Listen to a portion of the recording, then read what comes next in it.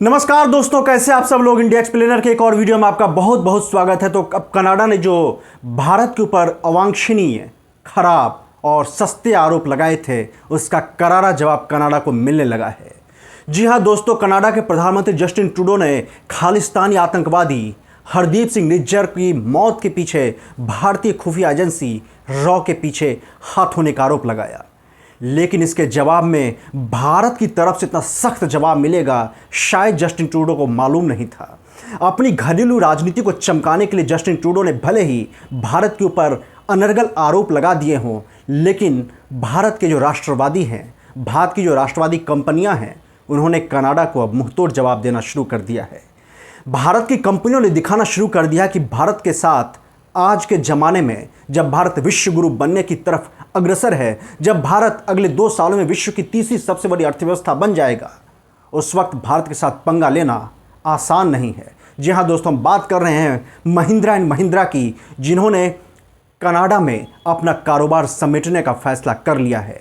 फैसला क्या किया है? महिंद्रा ने अपना कारोबार कनाडा से समेटकर वापस भारत में शिफ्ट करने का फैसला किया है। जी हाँ, ये पहला करारा जवाब है आर्थिक मोर्चे पर। और आपको तो पता है, जब किसी भी देश के आर्थिक मोर्चे पर प्रहार किया जाता है तो उस देश की चीखें निकल जाती है। खास करके कनाडा, जो भारत से कई चीज़ों से कमा रहा है, जैसे भारतीय कंपनियां कनाडा में निवेश करती हैं, भारत के छात्र पढ़ने के लिए जाते हैं। और आपको पता है कि जब छात्र पढ़ने के लिए जाते हैं किसी दूसरे देश में, उस देश की जीडीपी में बहुत बड़ा फ़र्क आता है, क्योंकि भारत अपने साथ छात्र जो होते हैं अपने साथ अच्छी खासी मोटी रकम लेकर के जाते हैं। भारत से करोड़ों अरबों डॉलर का फ़ायदा कनाडा को होता है। ऐसे में अगर भारतीय छात्र पढ़ने से मना करेंगे कनाडा में, तो उसका सीधा नुकसान कनाडा की अर्थव्यवस्था के ऊपर पड़ेगा। हम आपको बताते हैं कि कनाडा के ऊपर में महिंद्रा एंड महिंद्रा ने कैसे आर्थिक स्ट्राइक किया है। दोस्तों, महिंद्रा एंड महिंद्रा ने कनाडा में अपनी सब्सिडरी कंपनी ऑपरेशन को बंद कर दिया है। उसने Canada based company ration aerospace corporation के ऑपरेशन को बंद करने का फैसला किया है, यानी बंद कर दिया। और कनाडा के लिए ये बहुत बहुत बड़ा झटका है, क्योंकि महिंद्रा का कारोबार काफ़ी बड़ा है। और सिर्फ महिंद्रा कारोबार नहीं, महिंद्रा की इज्जत जो है, प्रतिष्ठा जो है, वो काफ़ी ज़्यादा है। दोस्तों, सिर्फ महिंद्रा ही नहीं, भारत और कनाडा के बीच तनाव का असर कारोबार पर इस कदर पड़ने लगा है कि महिंद्रा एंड महिंद्रा के बाद कनाडा के फर्म रेशन एयरोस्पेस कॉरपोरेशन से अपनी हिस्सेदारी खत्म कर दी है। तो अब भारत की एक और कंपनी ने कनाडा की कंपनी में हिस्सेदारी खरीदने की प्रक्रिया को धीमा कर दिया है। भारत की JSW स्टील लिमिटेड कनाडा की टेक रिसोर्सेज के साथ डील करने जा रही थी, लेकिन खबर है कि JSW कनाडा की टेक कंपनी टेक रिसोर्सेज की स्टील मैन्युफैक्चरिंग यूनिट कोल यूनिट में हिस्सेदारी खरीदने जो जा रही थी। लेकिन अब दोनों देशों के बीच बढ़ते विवाद के बीच इस कंपनी ने इस डील को धीमा कर दिया है। मीडिया रिपोर्ट्स में कहा गया है कि JSW ने टेक रिसोर्सेज में हिस्सेदारी खरीदने की चर्चा को धीमा कर दिया। राइटर्स की रिपोर्ट के मुताबिक कंपनी दोनों देशों के बीच तनाव कम होने का अब इंतजार कर रही है। तो दोस्तों, आपको पता है कि महिंद्रा एंड महिंद्रा और टेक JSW स्टील जो है, इस दोनों के कारोबार समेटने से कनाडा के ऊपर में कितना गंभीर असर पड़ेगा। दोस्तों, हम आपको बताते हैं कि आखिर कनाडा के लिए भारत कितना ज़रूरी है। और जस्टिन ट्रूडो ने अपनी घरेलू राजनीति में खालिस्तानी आतंकवादियों को पनाह देकर, खालिस्तानी आतंकवादियों को पाल कर पोस कर, उन्हें भारत के खिलाफ भड़का कर कितना बड़ा गुनाह किया है। और भारत किस तरह से मुंहतोड़ जवाब कनाडा को देना शुरू कर चुका है। दोस्तों, आपको बता रहे हैं, आपको हमने शुरू में जिक्र किया था कि छात्रों से कनाडा को कितना बड़ा फ़ायदा होता है, भारत के छात्र जो कनाडा में पढ़ने जाते हैं। अब हम आपको इसके बारे में थोड़ी बहुत जानकारी देते हैं। दोस्तों, कनाडा के लिए भारत कितना ज़रूरी है, इस बात का अंदाज़ा इसी बात से लगा सकते हैं कि कनाडा में 5.26% प्रवासी भारतीय रहते हैं। भारतीय विदेश मंत्रालय के आंकड़ों के मुताबिक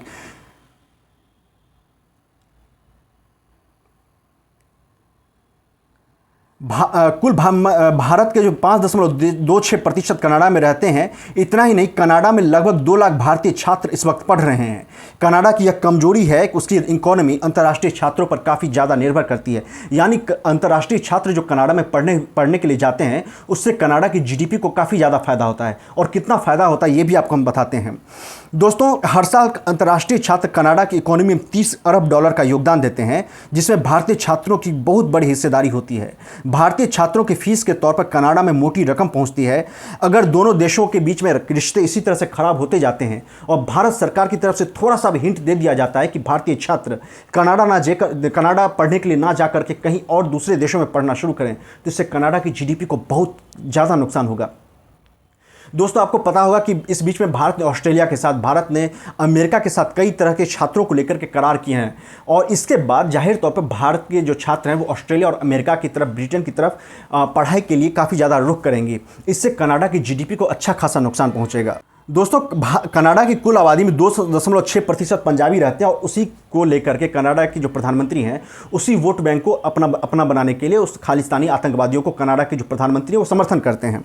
दोस्तों कनाडा की कुल आबादी तकरीबन 3,82,00,000 है, जिनमें से 2.6% यानी 9,42,170 पंजाबी कनाडा में रहते हैं। ये लोग वहाँ पर न केवल नौकरी करते हैं बल्कि बिजनेस से लेकर एग्रीकल्चर और डेयरी फार्मिंग पर भी इनका अच्छा खासा दबदबा है। अगर दोनों देशों के रिश्ते बिगड़ते हैं तो इसका असर कनाडा की अर्थव्यवस्था पर बहुत तेजी से दिखने लगेगा।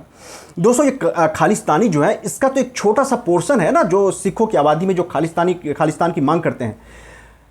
हमने तो जो भी सिख को देखा है वो तो काफ़ी ज़्यादा देशभक्त रहे हैं और भारत का इतिहास गवाह रहा है कि सिखों ने भारत के प्रति कितनी कुर्बानियाँ दी हैं। भगत सिंह हमारे महान वीर, महान स्वतंत्रता सेनानी, भारत उनकी रग रग में बसता था। उन्होंने हंसते हुए फांसी की सजा उन्होंने कबूल कर ली थी इस भारत देश के ऊपर में। इसीलिए सिखों की जो राष्ट्रभक्ति है उस पर तो संदेह किया ही नहीं जा सकता है। मैं तो यहाँ तक कहता हूँ कि जिस तरह माँ सीता पवित्र थीं, लेकिन कुछ शरारती तत्वों ने उस वक्त माँ सीता के ऊपर में लांछन लगाए थे, उसी तरह से कनाडा के जो कुछ खालिस्तानी हैं वो उसी तरह अवांछित तत्व हैं, क्योंकि सिखों की जो देशभक्ति है उस पर शक सवाल करना संभव ही नहीं है।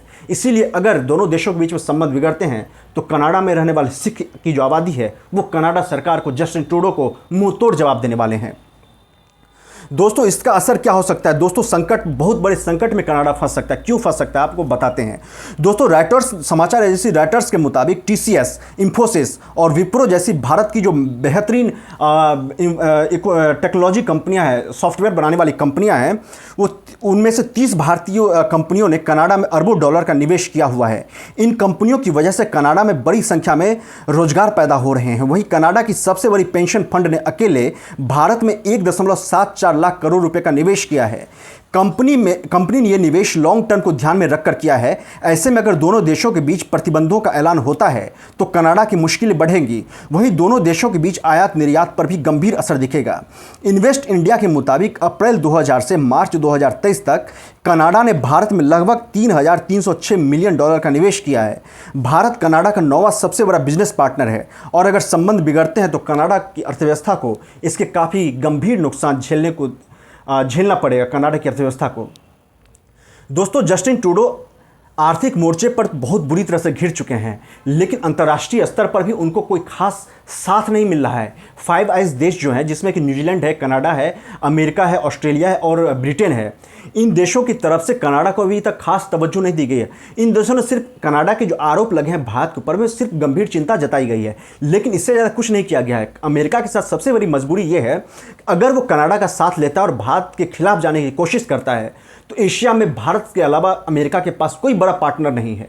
जापान और दक्षिण कोरिया हैं, लेकिन ये देश इतने छोटे हैं, इनकी अर्थव्यवस्था इतनी छोटी है, इनके पास जनसंख्या की आबादी इतनी कम है कि ये चीन से पंगा ले ही नहीं सकते हैं। और चीन से पंगा लेने वाला सिर्फ और सिर्फ भारत है। ये अमेरिका इस बात को समझ रहा है, जान रहा है। इसीलिए भारत के विदेश मंत्री जब आज अमेरिका पहुंचे हैं तो अमेरिका के विदेश मंत्री एंटनी ब्लिंकन उनके लिए काफ़ी गर्मजोशी के साथ स्वागत करते हैं। और जो तस्वीरें आई हैं उस तस्वीर को देख करके एक पैसे का अंदाज़ा नहीं लगाया जा सकता है कि भारत और कनाडा के बीच में इतना बड़ा विवाद चल रहा है। अमेरिका भारत के प्रति नाराज़ है, कोई नाराज़गी नहीं है। अमेरिका कनाडा को साफ तौर पर कह रहा है कि बवाल समेटो। और अमेरिका की तरफ से जो छिटपुट बयान दिए जा रहे हैं वो सिर्फ और सिर्फ इसलिए दिए जा रहे हैं कि पड़ोसी देश है, चलो कनाडा का भी थोड़ी सी इज्जत रख लेते हैं। बाकी कनाडा के प्रधानमंत्री की तो कोई खैर इज्जत ही नहीं है, न देश में न विदेश में। आपको याद होगा ब्राज़ील के जो राष्ट्रपति थे पूर्व, उन्होंने तो कनाडा के प्रधानमंत्री से हाथ तक नहीं मिलाया था जस्टिन ट्रूडो से। इसीलिए जस्टिन ट्रूडो ने जो किया है उसका जवाब उसे देना पड़ेगा और उसकी गंभीर सज़ा कनाडा के लोगों को मिलने वाली है। कनाडा के जो घरेलू राजनीति को जस्टिन ट्रूडो ने अपने फ़ायदे के लिए इस्तेमाल किया है, इसका नुकसान कनाडा को झेलने के लिए मिलेगा।